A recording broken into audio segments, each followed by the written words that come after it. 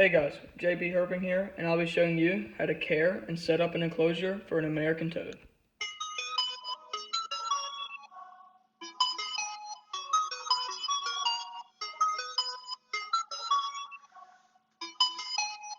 Oh my god, Ronnie.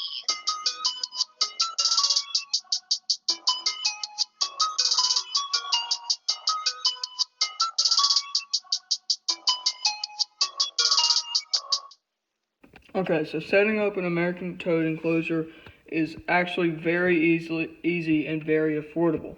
American toads, probably one of the easiest pets you could take care of right now. That and probably leopard geckos. Now, this is my female, big one, and she does not want to be handled right now, but I'll feed her in a bit. What are you doing? She's big. But she was really obese because I accidentally fed her too much whenever she was younger, but she's fine now. And my male, yep, he's always underneath there. He's a red one. How you doing? These guys are a pair that I've bred for me last year, and I'll show you the babies in a bit, but they always mess up their water bowl. Okay, so first thing is enclosure. Now for an enclosure for one American toad would be 10 gallon. This is a 20 gallon because there's two in there, and they do like to move around a good bit unless they want to dig, and they love to dig. This is coconut fiber. Now the substrate, you do not want to keep them with sand or anything. You want to keep them on coconut fiber, different types of, no, snake, aspen, moss, aspen, anything. Just coconut fiber, probably some potting soil. What's the other thing called?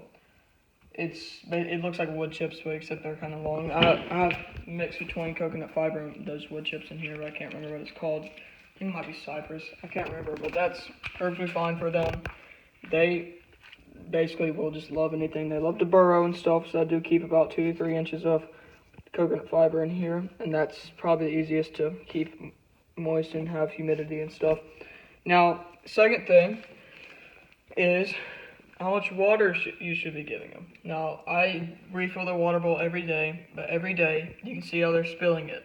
They always jump in it and mess it all up whenever I get home. It's kind of annoying, but kind of funny. I really don't care. I can just do it really quickly.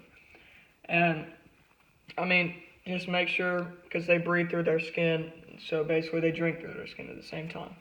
And you may think, oh, they're breathing right now. Like, what's that moving? Yes, they're breathing, but they do absorb things through their skin. And one thing they absorb is oxygen. So they do breathe from their noses, mouths, and their skin. It's really weird, and amphibians can do it for some reason, I don't know. And basically, I give them a nice size piece of cork bark that I kind of messed up. I tore off the edges so they can get underneath there, and they like that a lot. I use shells that I got at the beach. I bleached them and stuff, make sure they're okay. And I kind of prop that up. And then I have a small one here just in case one wants to go underneath there. But yeah, the lighting, they do not need UV at all or heat. They can be just fine, but I do use a UV just so they'll know it's night and day. And if they know that, then they'll be more likely to breed, which is what I'm hoping for. But now, to tell between male and female, I'm just going to warn you, this does not hurt them at all. This is literally how you tell, and it doesn't do anything. And how to tell, this one's a female 100%. I already know because I've checked. You get them right there, and you hold them up. See, she did not chirp or anything. She just kind of did that. She didn't really like it because they don't like being held that much. But if you do tame yours down, they will love to be held and pet and stuff, but she used to like to be pet, but there we go. But the male, he doesn't really like this that much, but I'll just show you, because he usually puts on a show whenever I do this. You kind of hear it, but he's chirping. It's not breeding season.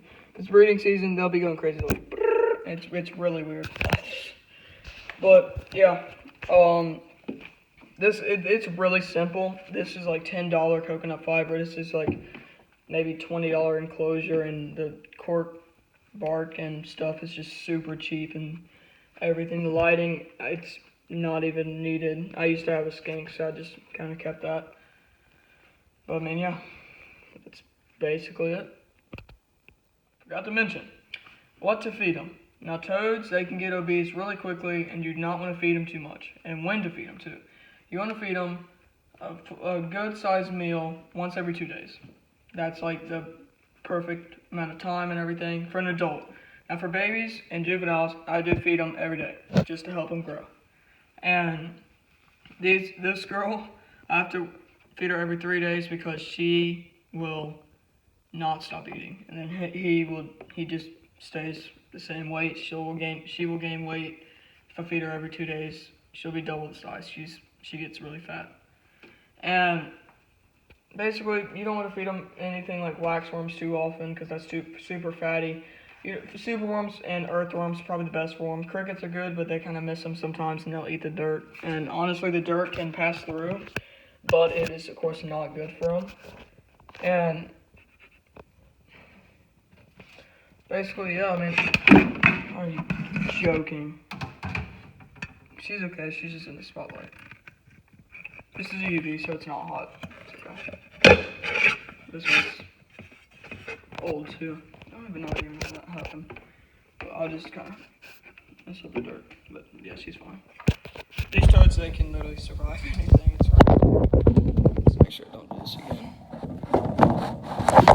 This is probably the worst spot to put a cage in our entire room. It's so awkward here doing this. I have that fan on for the summer because it kind of gets hot in here. But yeah, it's basically it. It's really simple, really easy, and they're really fun pets. They're fun to watch to eat, and I mean, if you do handle them a lot, I do not that much because I don't really have the time, and they're still pretty chill. They don't bite or anything. They don't claw. They don't give you warts. That's a myth. And you do need to be careful. I know you're probably not going to do this, but your dog might do this. Don't let anything eat them. They have pores on the side of their eyes. If I can zoom in real quick, right there. You see that lump? And the lump is up there too. That basically, those are poison, and that will not be good for your dog. It'll probably kill your dog, but it'll just make you really sick if you even ingest that, but you probably won't. Okay. Yep.